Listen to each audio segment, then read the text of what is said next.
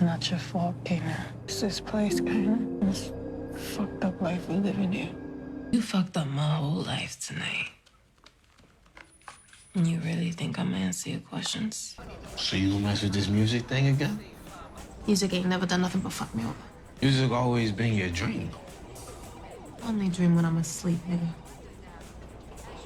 And I'm wide awake up in this motherfucker now.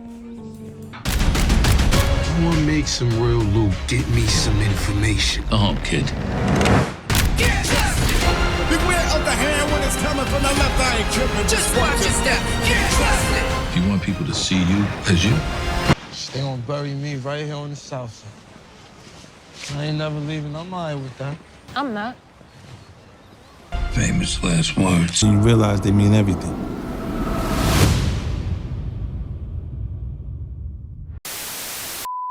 Welcome back, Top Notch Gang, to another video. About a year ago, I posted a video called Why Kanan Killed Jukebox, and I went over their full backstory, everything we learned up to the first 3 seasons of raising Kanan, and also all the hints, clues, and details we know about them from, of course, the older Kanan and Jukebox from the original Power. But now, with Jukebox getting her first kill, the path we see her going on for the rest of the series, it's time we break down her full backstory, the timeline leading to her death, how she became the person we saw her as in the original Power, and using clues from the original Power to talk about what her next steps are going forward now that we finally seen her get her first kill, what that's going to do to her mind, her character development going forward, and help explain how we got the outcome we saw of Kanan and Jukebox in the original Power based off the relationship that they had and we seen cultivate so far throughout the show. You guys can leave a like, comment, subscribe, let me know your thoughts and opinions on this down below.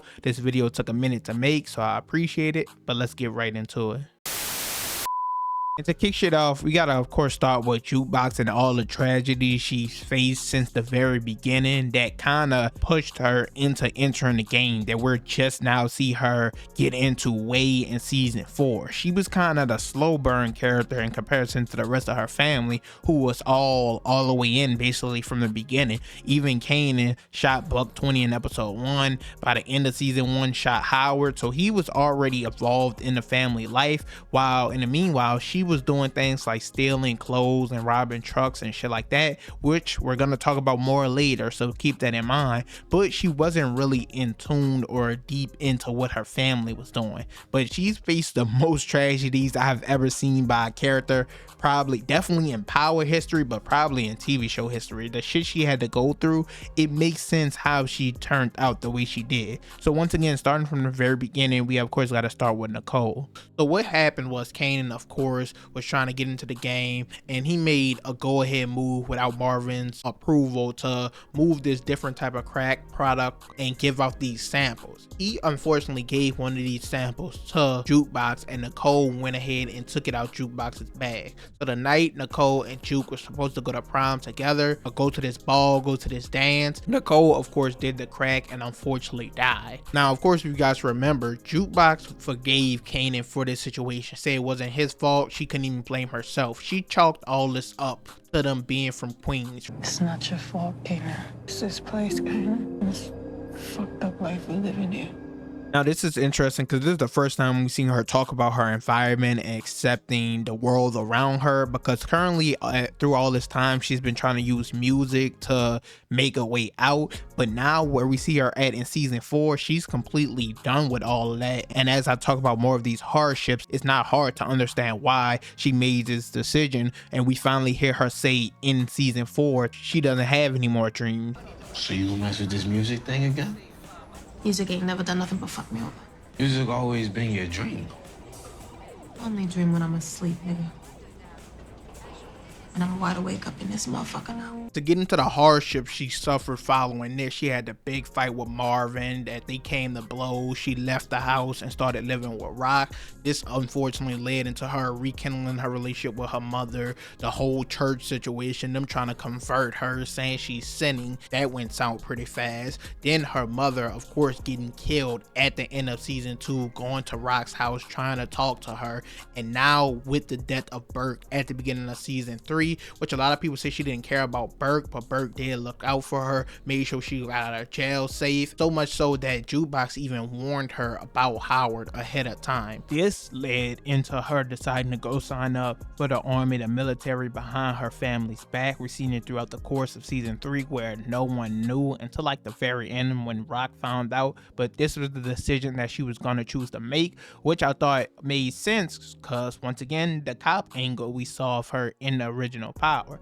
But in the midst of season 3, her life was looking on the up and up. Her and Marvin rekindled a relationship, and as I mentioned, the girl group, that was her last chance, her last hope to the life she always wanted. She always wanted to be a singer, and it was looking good for that as well. They put on an amazing performance, but once again, that was all stolen away from her due to her family and the life that they're living, as she came and got brought to the station by the cops and questioned about Marvin, everything he's into, as there was a big investigation into him in the middle of season 3. So with that, she finally missed out on her last dream, and we end off on season 3 with her watching the TV, looking at the army, deciding is this the decision she's gonna make. And unfortunately for her, even that didn't work out. From the short time we seen her in it, it looks like she was pretty good at what she was doing, but obviously this is the 90s, the army, they're still very conservative, and due to the fact that she's a lesbian, she didn't want to be somewhere where she couldn't be herself, so of course she decided to leave, get the fuck. But something interesting about this to look out for is she was stationed in DC. We know in the original Power, at least I believe, that when she changes her name to Garner, her last name that is, we're going to talk about that more later as well, she lives in DC instead of New York. So maybe this connection to the army still comes back around to play a part sometime soon, but we don't know just yet. But she of course left the army, talked to the people, told them, hey, I'm a lesbian, that's the problem here, that's why this will never work, and they just basically let her go. And after accepting and letting her leave the army, the reason she left once again to accept her sexuality and who she is, this kind of led into her getting her first kill. Of course, we see her go to this lesbian bar, meet this woman, and she's schooling her. The woman's obviously older than her. She's letting her know her experience growing up this way and how these women are, how people talk about you and everything like that. She's getting her to accept who she is. But unfortunately, this woman that she meets is married, and in the last episode, as we just seen, the husband of this woman comes, takes her away, pushes Juke on the ground, throws the wife in the car, and bruises up Juke's face. Now when Marvin sees this, he immediately crashes out. He wants to go get revenge. Of course, we saw they pull up to the house. Jukebox told Marvin leave the gun behind, she doesn't want anyone to die, and Marvin, he accepts her wishes and goes into the house. Him and the guy, they get into this big old brawl, and Marvin ends up coming on top, eventually throwing him against the wall and telling him, hey, if I gotta come back, you won't be able to get up next time. But the guy decides to run after Marvin, stab him in the back, and he gets the upper hand as he throws him through a table and is about to land the final blow. Jukebox comes behind and shoots him in the head, officially getting her first kill. So that's something I did predict and talk about, her getting her first kill because of Marvin. I'm not gonna lie, at first I was saying possibly revenge for his death, but I also said it could be saving him because I pointed out when we got the 2 screenshots of what she was wearing while holding a gun and what we seen of a screenshot of them in the car together. So I did predict that her first kill was gonna come defending her own dad. But now that brings us to what happens with Jukebox next. What's going to be her moves going forward? And it's very interesting because when we see her get this kill at the very end, she looks happy, she's smiling about it, and we hear a very specific line from older Kanan. It's 1,000 ways to die while you still breathing. And then one day you look in the mirror and you don't even recognize who's staring back at you. But every now and then you get a nigga who see themselves in that mirror. They think all that death look good on them, and them's the motherfuckers you gotta fear the most, cause they dead already. He talks about her being dead already and not knowing it, her basically enjoying this, and she's gonna die full in. And this is where we get to the leaked episode descriptions that I want to talk about, and we're gonna use what we see about Jukebox and original Power to basically pinpoint what's gonna play out for her going forward, how she's gonna make these moves and actually be in the game. Now at this point, this is where we're going to use hints, clues, and details from the older power, from the likes of people like Ghost, Tommy, and Kanan, to give us an idea of what's next for Jukebox after just getting her first kill. I'm talking about the Jukebox dark path for years now, when it's going to begin, where it starts, and everything like that. It's absolutely because of the person we've seen in the original power. Jukebox, she was kind of the mastermind and everything, because she was a cop. She got easy access to cover things up, make plans with people. She was the one basically running the heist, in charge of all of it. And due to that, a lot of people expected to see this of her when she was younger, due to things we heard, of course, Kanan, Ghost, and Tommy tell one another. One of the more interesting or quotes that kind of match up to the quote I just played, when they kidnapped Tariq and Ghost asked him, "Who has my son?" We overhear Kanan telling Ghost, "You got my boy, Kay. One of the baddest motherfuckers we both know. She run these streets harder than some of these men, but ain't got no heart." Jukebox. Ghost knew who it was, so that gave us an idea of her being big time, at least back in the day. And that's why we've been waiting for so long in all these seasons to see her finally enter the game. So not only do we know, of course, Kanan, Ghost, and Tommy had insight into Jukebox and who she was, with Ghost and Tommy calling her that crazy bitch. And remember Jukebox? Yeah, that fucking crazy bitch. That one. So she had to be putting in some work at the very least. I'm hoping to see that. But also she had insight into them as well, talking about how Ghost was smart as hell, always had his head in his book, and how close him and Kanan was. Not Ghost. Ghost. Man, Ghost, he was your boy, that kid. Always with his head in the motherfucking book. Vicious with a piece, though. So this lets us know she crossed paths with them on numerous occasions, and she was fully in the field. She was all in, and that's why I think this is the turning point. Now, when we connect this to the scenes we have yet to see this season, as well as the new leak descriptions, we're going to talk about what I think is coming next for her right now. Now, one of the first leaked episode descriptions that mentions Jukebox is episode 406, The Price of Fame, where it talks about Kanan recruits Jukebox to help him get justice for his friend. Now, obviously, with the episode title being The Price of Fame, episode 5 description talks about Famous's mom desperately searching for him. I think, obviously, the justice for his friend is Famous. A lot of us are expecting him to be dead already this season. I made a whole video talking about how that's going to play out. It did pretty good. You guys should go check that out if you're more interested in that. But the specific part about Jukebox is we could see in one of these scenes her and Kanan pull up to this park. In one of these teaser trailers, we hear Kanan telling the younger guys, "Get me some information if you want to make some money. I want to make some real loot. Get me some information." And it looks like him and Jukebox is gonna go on an offensive about what happened with Famous. We already know they had a conversation about it earlier in the season. She said she don't believe Famous is a snitch. Where's Famous at? Marvin saying he left town or something. A lot of talk. Yeah, I grabbed up by the police for that kid Freddie. People are saying he trying to tell him shit to get out from under. Famous snitching? I don't know. Nobody knows. I'm not a snitch like that, though. He'd never let your name come out his mouth to the police. So I think this is what she's gonna do going forward. But the fact that she is with Kanan for backup already lets me know her mindset is all the way fully into the life. Another reason to fully believe she's invested in the game now is because of the episode 408 description, Street Struck, that says Jukebox joins the search for OC while Kanan looks into his theory on what happened to Famous. Now, if you guys remember OC, that's the person that Kanan has moving the money, counting it back and forth, everything like that. We saw him get robbed by Unique. I believe it was at the end of episode 3, but at the beginning of episode 4, he was still around. He didn't go missing yet because we saw him make a drop off to Kanan at the beginning of the episode. Now, it seems like shit is gonna start to go wrong, as we already see in the episode 5 preview. OC trying to warn Kanan, and Kanan telling him as long as he keeps doing what he's telling him, everything's gonna be okay. Keep doing what I tell you to do, you'll be all right. But these episode 7 and 8 descriptions indicate that OC is gonna go missing, and if Jukebox is joining the search for him as well, then that leads me to believe that within episodes 5 through 7 that she is already going to be working with Kanan, probably moving weight and everything like that. So that's going to be interesting to see going forward. It gives us another hint that she's definitely going to be in the game. But now we're about to get into why she became a cop, why she's going to become a cop, and what she's going to do on her own to establish herself. Now, remember I mentioned earlier in the video how at the beginning of the show, Jukebox wasn't in the game like the rest of her family, but she was stealing, robbing trucks, and she was taking this with the crew she was working with, and it was selling on the streets to make money and everything like that.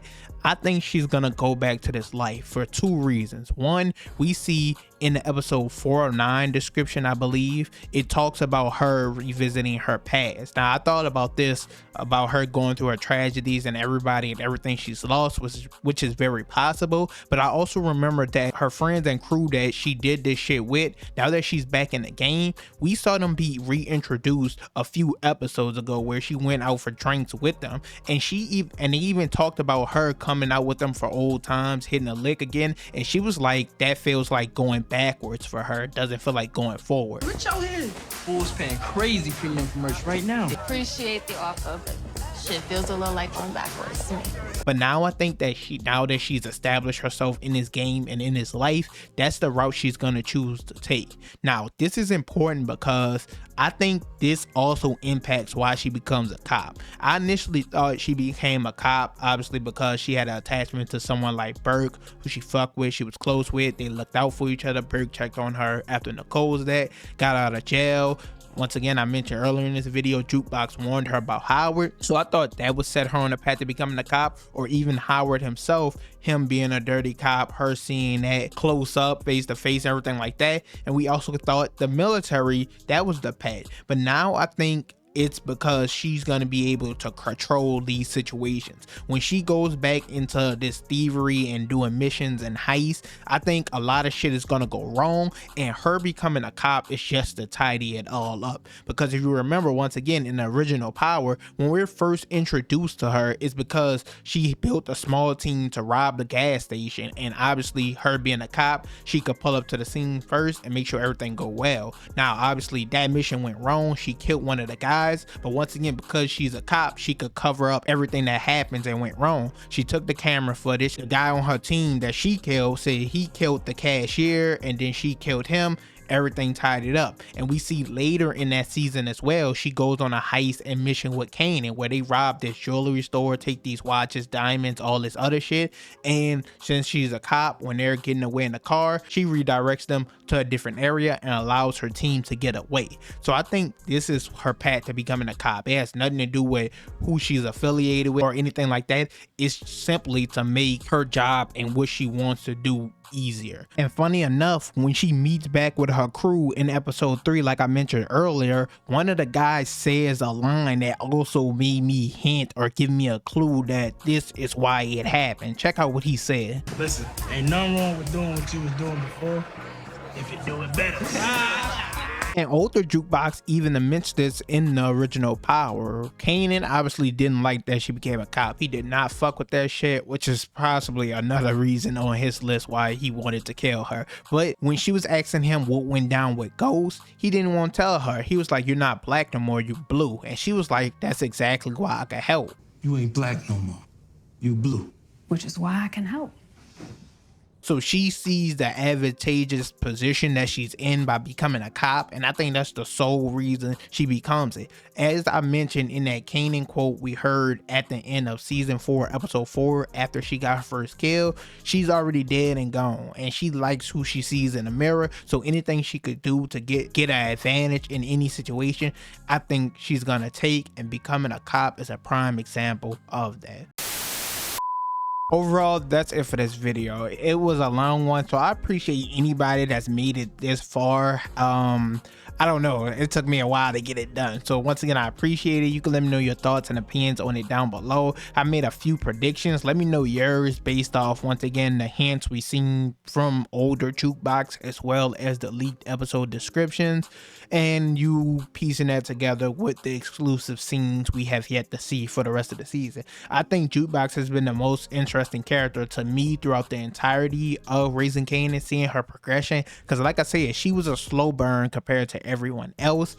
And obviously I don't think she has the most interesting dynamic with any other character, but just seeing her solo path by itself, I think that was the most interesting part for me, at least. But once again, leave a like, comment, subscribe. Episode 5 is coming this week, mid-season finale. This should be a banger. We should find out what happened to Famous. I can't wait. But I'm out.